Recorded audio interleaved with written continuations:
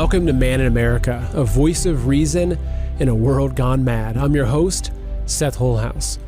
So today on the show, I've got two guests joining me, my good friend Clay Clark, but also Eric Trump, the son of our president. So we're going to be diving into a lot of different topics facing America right now, but I wanted to give just a little bit of caveat before we get started here. Eric is not his father. And so when if I post something, say, hey, I'm interviewing Eric Trump, most of the comments or some of the comments I get like, hey, ask him about this, ask him about that. The thing is that he's not going to speak on behalf of his father. So there's no use in me saying, Eric, what do you think about Operation Warp Speed or anything like that? Because he's his father's son and he's just going to back his father, especially publicly, especially on some small podcasts like mine. So that's not going to get us anywhere. But the thing is that he's not focused on that stuff, right? If you know Eric, which I know him behind the scenes, he's just focused on the lawfare. He's focused on running the Trump empire. He's focused on a lot of these things. Now, if I was sitting down with, President Donald Trump, I would be asking him things like, hey, let's talk about Operation Warp Speed, or let's talk about digital IDs. And these are some topics that I would be comfortable bringing up because I believe in them. But these aren't topics that make sense to bring up with his son, who is not going to throw his dad under the bus to try to appease me as a podcaster. So that's not going to get us anywhere. So I'm just giving you a little bit of kind of like a warning. If that's what you expect to happen in this interview, it's not going to happen. Now, it is going to be a very real interview, a very sober interview about where our country's at, the threat of people calling for civil war, asking the questions about treason. I mean, in my opinion, if you look at what happened in 2020, there was a coup, right? Our government that was supposed to be duly elected through our election process, that was stolen from us. And so some of the questions I have are, will we see justice? We have examples of what I believe to be treasonous activity that is now being opened up and proved.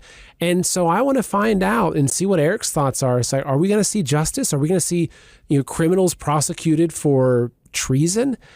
So these are some questions that are really on my mind. So, but also, I want to dig into the battle of good and evil and, what kind of changes that he saw in his dad after Butler and, some questions like that about, how he frames this overall, fight that our country is in from a spiritual perspective, because that's a very important part of this whole thing for me.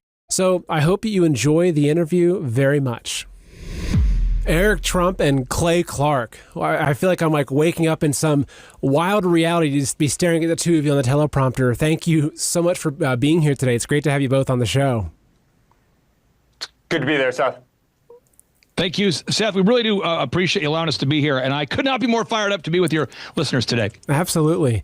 I should have worn my tie today, but at least I'm kind of in the same color code as you guys. So, there's a lot that I want to kind of dig into. I know definitely, Eric, you have a book that I want to touch on, absolutely, and just ask you some bigger questions. But first, I think just starting off, when you think of the Trump family, it's obviously your dad's the president. He was kind of the figurehead that built the Trump empire as we know it today. A lot of people, I think, aren't as familiar with what your role is, and especially how critical your role is to the Trump empire. So do you want to start with just giving us a little bit of background about like what your day-to-day looks like and what you're handling, especially what the load that you've been given now that your dad's not doing any of the business stuff anymore? Well, my father came to me in 2016, Seth, and he said, listen, honey, I want you to run the company. I'd worked in the organization for a long time. I built many of our buildings. I had, run many of our teams, most of our teams. I was very, very passionate about it. I loved everything that was real estate. I loved everything that is the Trump organization, our company. And I took it over at 33. Never, did I think that we were going to see the type of lawfare that we saw in the years that followed. But we've got one of the greatest real estate, hospitality companies anywhere on earth. Obviously, very big into crypto. That's become a big part of our company over the last 2 to 3 years. We really believe in it, especially after being debanked, like so many other conservatives were during that period of time. But no, I am fortunate to have 26 projects in development all over the world right now. Obviously, our core portfolio. So many of you, know so many of our projects. We probably have a building or a property, near you if you live in this country, certainly. But I'm very fortunate to head up the ship and, take that off of his shoulders when he went to Washington, D.C., and I've been running it ever since. I can't imagine dealing with that on top of the lawfare. You've been subpoenaed, what, 110 times or 100? I mean, how many subpoenas have you been hit with? Yeah, between myself and the company, 112 subpoenas over a pretty short period of time. I became, I think, the most subpoenaed person in American history. I'm going to verify that, but I've never been able to find through a lot of searches anybody that's even come close to receiving the amount of subpoenas I had, and that's only because they want to destroy our family. They want to take us down. They want to break us, and they weren't able to do so. It's wild. And Clay, you've also had your kind of legal attacks too, but I think that they pale in comparison to the Trump empire. But I know you've also been the victim of a lot of lawfare as well. Well, I'll tell you a funny story. We were backstage at one of the Reawaken events. Eric was back there. Alina Habba was back there. A lot of Eric's good friends. Kash Patel was back there. Devin Nunes was back there. Somehow I snuck back there. And the conversation was, is there anybody in this group, General Flynn included, that's not been sued or subpoenaed recently? And the answer was no. And I think that's one thing, Eric, if people choose to unapologetically stand with the Trumps or to stand with this Make America Great Again a plan to save America, you're going to be sued. You're going to be subpoenaed. They're going to try to put you under siege. And so when Eric had this title for Under Siege and started talking about this book, I'm going, that sounds like my life, too. So I think Under Siege, in my opinion, is sort of a theme that everybody who's spoken out against the far left can resonate with. Seth, I bet you every one of your listeners has been censored in some way, shape, or form for posting facts and truth on social media, Facebook, etc. Oh, I mean, even the first video I put out, The Plot to Steal America, which Eric, your father, ended up retweeting it and pinning it, which really was the beginning of my whole career as a podcaster. I had a business at that time. I had people even calling my personal cell phone, give me death threats, and I was just like, where'd this come from? And it was amazing how much the world reacts. But Eric, one question I have for you in terms of Under Siege is the kind of idea of like under siege from who, right? Because there's a lot of enemies. There's a lot of globalist enemies, world leaders that want to see America on its knees. But like when you're pinpointing the enemy, and I think it's a lot of times it's left versus right. But I think it extends so far beyond left versus right. If you look at getting into Soros and him funding a lot of these things and getting in the World Economic Forum, who do you see as being the greatest threats to freedom here in America? Well, listen, I go into this in a lot of detail in the book. Actually, Clay's one of the few people who's read the entire book, and I bestowed that honor to virtually no one, and I think he'll tell you the same thing. But listen, Under Siege, it's the relentless attacks that was coordinated by the White House against our entire family, vis-a-vis the entire government, whether it's AGs, whether it's DAs all across the country. I mean, Letitia James, Alvin Bragg, Fani Willis, special counsels, Jack Smith, Mueller. They were all put there to do a task. They were all put there. I mean, you had Jack Smith who raided Mar-a-Lago on behalf of the National Archives. Does anybody actually believe that to be the case? Of course it wasn't the case. That's what America was told. And then sure enough, Merrick Garland was behind it, and obviously Joe Biden was behind it. They've weaponized every aspect. Look at what Lois Lerner was doing with the IRS, targeting churches, targeting nonprofits, targeting conservative organizations. Look at what they did to go after YouTube, to go after Twitter, Facebook, Instagram, to make sure that articles were censored, that the Biden laptop, the whole story about Biden's laptop was written off as quote unquote Russian propaganda. The government targeted everyone. They targeted our free speech. They targeted religious organizations. They raided Mar-a-Lago. They spied on our campaign. They weaponized the DOJ. They weaponized the FBI. They made up the Russia hoax, and the whole Russia collusion story, which was completely fabricated. They tried to impeach my father the first time. Then they tried to impeach him again. Then they went after Kavanaugh. Then they subpoenaed me 112 times. Then they took him off the ballot in Colorado. Then they took him off the ballot in Maine. They've done everything they could. They put his mugshot all over the place. And you know what? Every single time it backfired. And then they tried to kill my father, not just in Butler, Pennsylvania, but also in West Palm. Then you just saw what they did with my friend Charlie Kirk 2 days before Under Siege came out. They killed somebody that I sat on that stage with 100 times, who was a friend of mine, who knew Clay, who knew all of us. We were all good friends. They tried to put our family and our movement under siege. And that's why I named the book, exactly what it is. And frankly, I think the American people have had enough with it. I can tell you, I went to #1 almost instantly on Amazon. We're 7 days away from the book going live. We went to #1 in virtually every category, in memoirs and biographies and nationally and in government. Let me ask you something. How much time do you spend every day clicking around online? Searching, scrolling, juggling a dozen tabs. It eats up a lot of time. Well, there's a new AI-powered web browser from Perplexity called Comet, and it's completely changing how you use the internet. Comet doesn't just give you answers, it actually does things for you.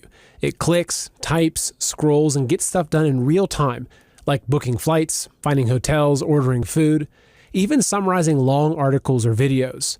Now, I'll be honest, I'm hesitant about AI overall, but I started using Comet as a way to get around censorship. For example, when I search on Google, does the government have weather modification projects? All I get are fact checkers, official statements, and the same tired conspiracy theory label. But when I ask Comet the same question, it actually pulls up the real documents, declassified government files, congressional reports, even weather control patents. Hard facts, not filtered spin. So if you could use a good tool that gives you extra help with online tasks while also arming you with information to prove to your friends that you're not as crazy as they think you are, this could be a great solution. So you can try Perplexity's new AI browser Comet by heading to pplx.ai/MIA. And when you download it, you're also going to get a free month of Rumble Premium. So that link is in the description below. Again, it's pplx.ai/MIA. So take back your time and take back the truth online. I think people are voting with their pocketbooks, and I think people are trying to stand with the movement, and they were all hurt. We were all influenced by this. If you were a conservative and you had a voice, they came after you and attacked you. No different than what we're seeing on TV right now with Jack Smith, targeting senators, spying on senators. Where have we seen this before? So it was all of government, and it was all coordinated by the people at the top to try and take down Donald Trump, his family, and the greatest political movement ever created. And so I think one of the big questions that I have, I think it's also the question you're going to hear a lot of people talking about, especially those that understand the role of the Constitution and see what's happening. When I witnessed what happened in 2020, for me, it wasn't about these mysterious ballots showing up or the lost thumb drives. For me, it was a coup. It was a coordinated effort to overthrow a justly elected political official, the leader of a country. And so it's so much bigger than just the bantering over, well, at 3 a.m. those ballots were justified. I mean, that's what happened. It was a coup. And we saw our country under 4 years of Biden really a lot, I'd say, is treasonous activity, opening the border, intentionally targeting conservatives, et cetera. And one of the questions that I have, I think a lot of people have, is when will we see justice? Because I think that when you look at the people and look at the information that's now coming out, the documentation on the Steele dossier, Crossfire Hurricane, Spygate, these aren't just criminal activities that you get a slap on the hand and get 5 years in a cushy penitentiary.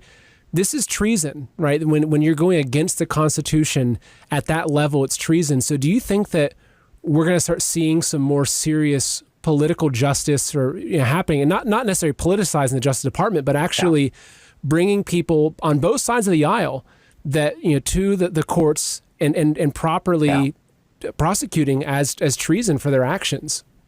Seth, it was the biggest topic in this entire book, right? I mean, think about Hillary Clinton for a second, right? When I get a call from the FBI, when I get a call from the Washington Post, when I get a call from the New York Times, I hear you have secret servers in the basement of Trump Tower communicating with the Kremlin, right? They made up that lie. They talk about it. They joke about it in their email communication with the Clinton campaign, right? That's their October surprise. And how do they define an October surprise? An October surprise is something that they go out there, they have the media run with, right? It's so damaging that it hurts them at the vote, but the candidate doesn't have enough time to disprove, right? Because you're already in early voting, right? That's your October surprise. Make up a lie, give them so little time to be able to disprove it that by the time they do disprove it, it's already false. Now, in Hillary's case, right, she tried to make up this October surprise. She tried to use it as justification for why the Clinton family lost against a bunch of derelicts, right, who didn't know the first thing about politics. We were real estate developers. We didn't know anything about politics. We've talked about this 100 times. But think about what she did in the process. She pitted the two largest nuclear powers against each other. For a 2-3 year period of time, America and Russia were hardly able to communicate because it had the shadow over it of Donald Trump, colluded with the Kremlin from the basement of Trump Tower, something that the FBI knew on day one was absolute bogus, false lies. We had no secret servers. They knew that. We had no servers in the basement of Trump Tower. They knew that. We were largely cloud-based. They knew that.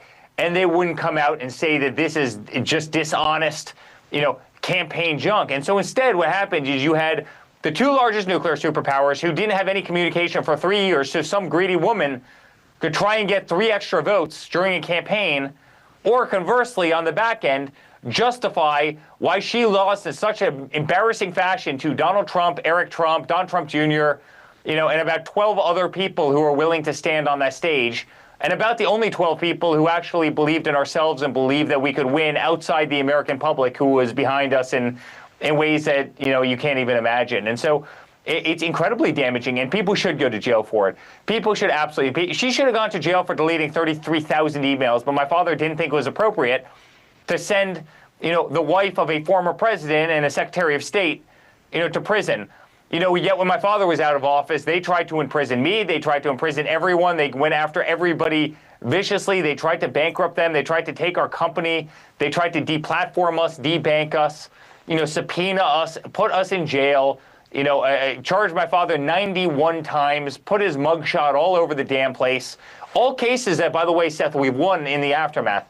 But that's what they wanted to do. They wanted to cut the head off the lion. They wanted to make us voiceless. They didn't want us on that stage. They didn't want us in front of that camera. They didn't want us to have any monetary means to be able to defend ourselves. They wanted us gone and dead, and they wanted the same of you and your listeners. And that's why they were turning down their dials as well. That's why they were censoring them. That's why they were gagging them. That's why when you went to YouTube and looked up a video of Donald Trump, it wouldn't show up. They were trying to make us irrelevant, and you know what? It pissed off the American people, and it did not work.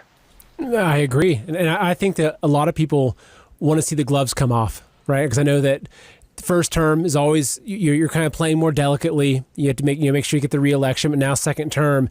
And obviously, we're still early in the overall, presidency, but regardless of who it is or what political affiliation, for me, I want justice. I want truth and justice restored. And I'm hoping that we see that, because if we don't have faith in truth and justice anymore in the country, it doesn't matter what the economy looks like. The whole country's lost. And Clay, what are your thoughts on that?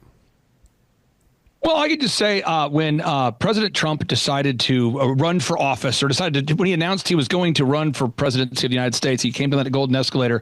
Eric, you mentioned throughout the book that, you didn't know what a caucus was or what delegates were. I mean, that wasn't your world. I think a lot of us felt the same way.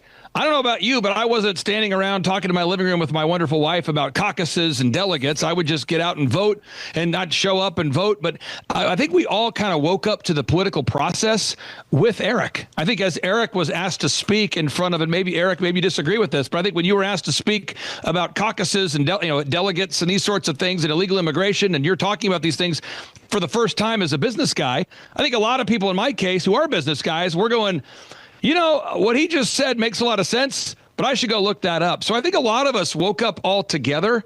And I think, Eric, your life really is sort of the journey that many of us have gone through. And I think we all want to see justice at the same time. Believe me, if there's anybody that wants to see justice, it's me.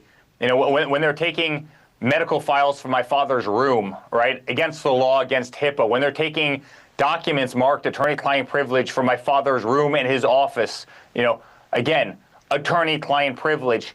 When they're trying to raid our homes, when they're trying to destroy their families, when Jack Smith, through his people who raided Mar-a-lago, are yelling, I want all security cameras turned off immediately in Mar-a-lago, which, by the way, I refuse to do. I want justice. What they put us through was hell, and no one has paid the price for it. And by the way, isn't that really ironic that Biden pardoned everybody? He pardoned everybody coming out of the White House. He pardoned Hunter. He pardoned everybody, right? Because he knows exactly what they did. He knows that they weaponized all of government to come after our family and come after our movement. And again, it didn't work. But what has worked is we won the greatest political victory in the history of the country. We won every single swing state. We won the popular vote. Now we have the House. Now we have the Senate. Now we have the executive branch, right? We have a 6-3 majority on the Supreme Court. The mainstream media is largely dead. They no longer have the voice that they had before. They become so much less relevant than they've ever been before. And my father's throwing so much lead in the air that these guys can't even catch it, right? I mean, he's doing such a great job. You see him all day long. And you have a Democratic Party that's in total shambles. They don't know who they are. They don't know what they stand for. the only thing they stand for is being the antithesis of Trump. And honestly, the American people obviously don't like that. Hence the reason, obviously, my father won the popular vote in this country, and I think he's even stronger now. And so what do these people do? They resort to violence. That's always what they do. They resort to violence when it came to my father in Butler. They tried again in Palm Beach. Obviously, they shot our good friend Charlie in the neck. When you lose the argument, resort to violence. That's been the entire playbook of the Democratic Party. Their first playbook was identity politics. That stopped working. And so now they're just becoming violent people, and it's incredibly worrisome to watch. Are you concerned that this country could descend into some kind of civil war? Because when I see the buildup of Antifa, I see what's happening in different areas, Oregon as an example, and even you see the call for this on both sides of the aisle. The call for that. I'm worried because I've also studied history a lot, and if you look at historically, whether it was the Spanish Civil War or any of the civil wars, it's never followed by something good. It usually creates a power vacuum where you have evil that comes in. Is that something that concerns you? Is the country kind of destabilizing into something like that? Listen, I think right now because we won, we have the strongest country we've ever had before. I mean, look at our economy, look at our stock market today, right? Look at every aspect. Look at energy prices. Look at inflation coming back down to normal levels. Again, the stock market's been booming. We're doing great. Tariffs are bringing in billions of dollars a year. We should have. What I am worried about is the radical left. I know you just mentioned this on both sides. I would almost challenge you on that. I've only seen it on one side. I mean, I have only seen it on one side. I saw my father's head almost get blown off. I saw a good friend get shot in the neck. I mean, I saw Steve Scalise, who I know very well. I saw him take a couple bullets. I saw them try and kill Kavanaugh. I mean, I've only seen the bullets fly one way. By the way, I can't tell you how many packages of white powder I've opened up, right? I see that, that congressman the other day who talks about, I mean, you saw those unthinkable text messages. I'm actually only seeing it, going in one direction.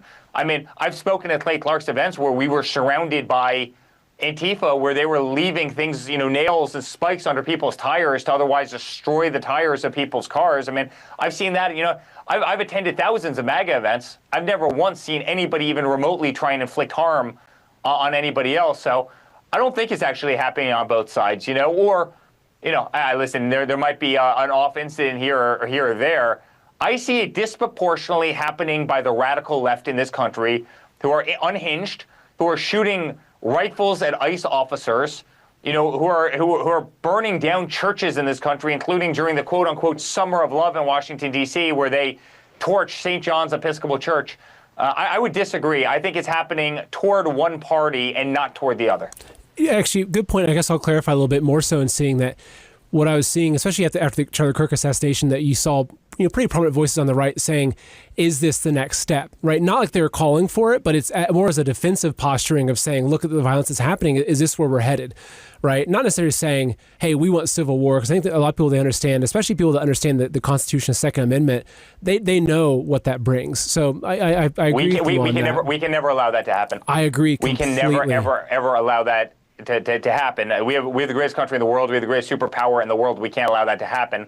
At the same time, we can't allow anarchy, right? And that's what the left has divulged into. And we better have law enforcement to clean up these streets. We better stop the terror of our cities in this country. Look how fast my father was able to clean up Washington, D.C. It's a beautiful thing. Beautiful thing. In 12 days, they effectively went from one of the murder capitals of the country to zero, to perfect peace, to perfect prosperity. Then all of a sudden he sends National Guard into Chicago, and Pritzker goes crazy because I guess Pritzker likes seeing death and destruction all over the place, because I've done a lot of work in Chicago. I know the city very well, and that's all I've ever seen over the last 10 years, 15 years that I've been in Chicago. And by the way, the city's been going downhill for the last 50, maybe longer, all under radical left Democrats. They keep on getting worse and worse and worse and worse, and yet my father wants to solve a problem, by the way, in a blue city. I think there was a lot of people in previous administrations who would have just said, you know what, that city's being run by the Democrats. Let it go. It's just it's a bad reflection on them. No, my father wants to clean up this nation. He wants to stop the crime. He wants to fix these cities, regardless of whether or not they're in blue jurisdictions or red jurisdictions. And despite that, they're not even open to the help. In fact, they're obstructionists to the help that would otherwise keep young kids from getting murdered and assassinated on weekends on American city streets. It really blows my mind. And me too. And it presents a kind of a tricky dynamic because obviously I'm not a fan of federal police coming in to the state level, but when you have the state level completely compromised governors and mayors and everything, yet you have a just at the federal level, which is, doesn't happen very often. It's like, well, what do you do, right? Because you still want to keep control and you still want to go in there. But yeah, if you've got governors like Newsom or other governors that, seem like there's an agenda to actually drive their states into complete chaos, the question of like, okay, bringing in something from the top down, is it justified? And I'd rather see law and order, to be honest. But I want to actually transition to a different topic with you and hear your thoughts on this, because I've noticed that in watching, especially your father's discussion and as he's kind of sharing more of his personal journey, especially after Butler, I've seen that he's talked more about faith and God and the overall idea of good versus evil. What is your perspective on that battle, like the battle of good versus evil as it's playing out? And how have you seen your father change his tune, or has he changed his tune? Yeah. What are you seeing happen at that level? Because I think that's where this all kind of buries into, is actually fundamentally that this is God versus Satan. This is a bigger thing, but I'll let you answer. Yeah, this has been a big theme in Under Siege. I mean, I talk a lot in my book about this because I truly believe that God's hand has been on his shoulder in ways that people can't even imagine. I heard Mike Huckabee say it early on in the primaries when he was actually running against my father. He said right after one of the debates, he goes, I feel like the hand of God has been on your father's shoulder, and that, not only is he going to win the primaries, again, he was competing, right? So this was against his own interest, but he's going to beat Hillary Clinton. He's going to be the next commander in chief, and he's going to guide this nation. And, I saw how God protected him in Butler, Pennsylvania. I saw that perfect American flag fold up right above his head, right? Which is too coincidental to be. I mean, American flags just don't fold up like that. I can't tell you how many instances throughout the course of the campaign, and really, we had a lot of ugly, a lot of dark and evil times, and every single time we had a low point, we would see this beacon of hope, and every single time when we thought we had the lowest moment, all of a sudden we would be surprised by this little glimmer of light that would guide us in the next direction, and to win against unthinkable odds. I mean, to beat Hillary Clinton with a 5-1, I mean, she literally had 5 times as much capital. We effectively, self-funded our campaign. Somebody who knew something about politics, believe me, somebody was guiding us, somebody was giving us wisdom, somebody was protecting the family. To be protected on that stage again in Butler, there's too many coincidences to even, to even begin to go through all of them. But it's a big aspect of this book. It's a big aspect of who I am. It's a big aspect of my family. It's a big aspect of how I was raised, and it's certainly a big aspect of how I raised my children. Yeah, you and I both. And Clay, I know you as well. I'll let you comment, Clay.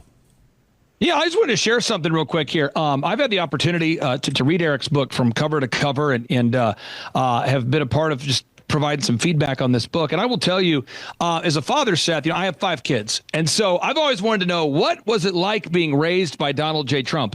And if that is what you want to know, Eric goes through. Eric is a very detailed journaler, by the way. So he's got unbelievable stories and anecdotal examples of how his father raised him, working on the construction sites. Before the age of 13, his dad has him working on the construction sites. Then part 2 of the book is really a book about what do you do when your dad decides to run for presidency, you're 33 years old, and the dad hands off the company to you. I mean, what do you do when your dad's running for presidency and he turns over the company to you? And then part 3 is like, we forget because it happens so fast, but the Mar-a-Lago raids, what was it like? The morning after the Butler assassination attempt there, I actually spoke to Eric Trump that morning. Eric called me, and just how calm and cool and collected you choose to be, Eric, when you're going through something like that. I talked to Eric the day of the assassination attempt and the day after, and it's just the ability to compartmentalize and keep the main thing, and turn your bitterness into betterness. The book is incredible. And I was telling Eric, I said, Eric, this book, where there's so many people that listen to Man in America, there's so many people that have been to the Reawaken tour, and we might never get a personal invite to go to Mar-a-Lago, but what if we could do a thing where everybody who buys the book, Seth, is entered in for an opportunity to win a trip or a drawing, a chance to win a trip to go to Mar-a-Lago to have dinner with Eric and I. And Eric was going, okay, where are you going with this? And I said, and what we'll do, Eric, is we're going to give out your cell phone number. We'll put your phone number on the screen, and that way everybody who watches Man in America, they'll just keep it private. They can just text you once they've bought a copy of the book. And Eric set up a hard pivot here, emotionally compartmentalizing here. Ladies and gentlemen, our world is being poisoned. You know that. Every day we're exposed to more chemicals sprayed into our skies, leaching into our food, and polluting our air and water. From pesticides and heavy metals to hormone disruptors and synthetic additives, these toxins are bombarding our bodies and destroying our health. But there's something you can do to fight back, and it starts with your gut.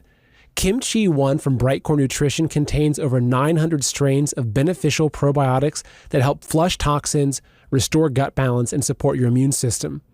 So when your gut's strong, your body can actually resist all these toxins. You're going to feel better. You're going to have better digestion, more energy, clearer thinking, stronger immunity, even improvements in your skin, hair, and metabolism. And this isn't just hype. Studies show that fermented foods like kimchi can reduce the risk of obesity, improve blood sugar, and support whole body wellness. Kimchi One is all natural, non-GMO, dairy-free, gluten-free, and 100% made in the USA by a company that actually cares about your health. Imagine that. And today, you can get an exclusive offer just for my viewers, 25% off with the code MANINAMERICA by clicking on the link in the description below, or just call my friends over at Brightcore now at 888-575-6488, and their educated staff will make sure that Kimchi One is right for you. Again, that's 888-575-6488. Let's say yes to the idea, but no to giving out my phone number. And so right here, Seth, this is my sign. It's custom. It's handmade. Anybody who buys a copy of Eric's book between now and October 14th, if you text a proof of purchase to my cell phone number, 918-851-0102. So you buy the book on Amazon, Under Siege, and you text a proof of purchase to my cell phone number, you are entered in for a chance to win dinner with Eric Trump and I at Mar-a-Lago. Now, if you're in a tight spot, if you're watching today's show and you say, hey, I'm in a tight spot, you can just text this number, and you're also entered in for the drawing. So we'd love it if you'd buy a copy of the book Under Siege, but if for some reason you're in a tight spot and you can't afford to buy the book right now, we get it. You can text that number. And Eric, this is going to be a fun way for somebody to have dinner with you, and then they're going to get to experience that whole Under the Siege theme as they're with me. They're going to go, why is Clay with me here? I wanted to be with Eric. Why am I under siege? And that's all part of the theme. Eric, what's going to happen for that lucky winner, sir? Well, first of all, it's Mar-a-Lago. It's the greatest place in the entire world, and you know, so few people ever get to see it. So come. I promise you'll have the greatest meal of your entire life. But beyond that, make your voices heard. I mean, make your voices heard. But go buy a copy of the book. Support the cause. But beyond that, this was an attack against all of us. This was an attack against all of America. This was an attack against religion. It was an attack against freedom. It was an attack against family.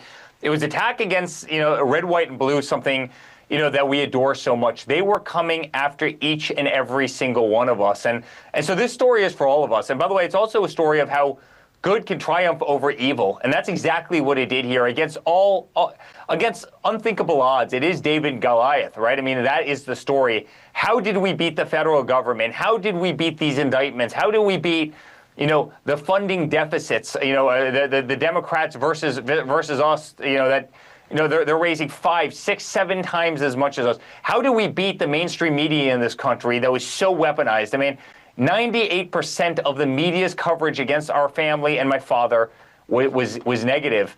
And so people are speaking with their pocketbooks. I mean, the book, as I mentioned before, went to #1 almost instantly on Amazon in every single category. People are pissed off. And by the way, as my father gets accused of weaponizing, the system against James Comey the other day, because it very much clear to me that, I certainly think he lied to Ted Cruz. And as he was indicted and everybody's saying, Donald Trump is weaponizing the entire system. I hope if you have anybody in your life that said that to you, that's on the opposite side, I hope you get this book and ask them to read the first half of this book and tell me whether or not, they think that the system is being weaponized against the Democrats. We lived through hell. Our entire party lived through hell. Both of you guys lived through hell. They tried to take us all out. They tried to do so in the most crass, heinous way that you could possibly imagine. And so, listen, we're going to have a great time at Mar-a-Lago for one lucky winner, and I promise you, whoever wins is going to have the time of their life. So definitely text Clay's number. But go support the cause. Go buy a book. Send a book to your liberal neighbor. Have them read half of it with an open mind, and let me know what you think. Yeah, good idea. Or maybe do like a book swap. Say, look, I'll show you mine, you show me yours, right? So say, look, I'll read one of your books. I'll read Obama's biography if you read Eric Trump's book. And I like this idea. Do 107 days.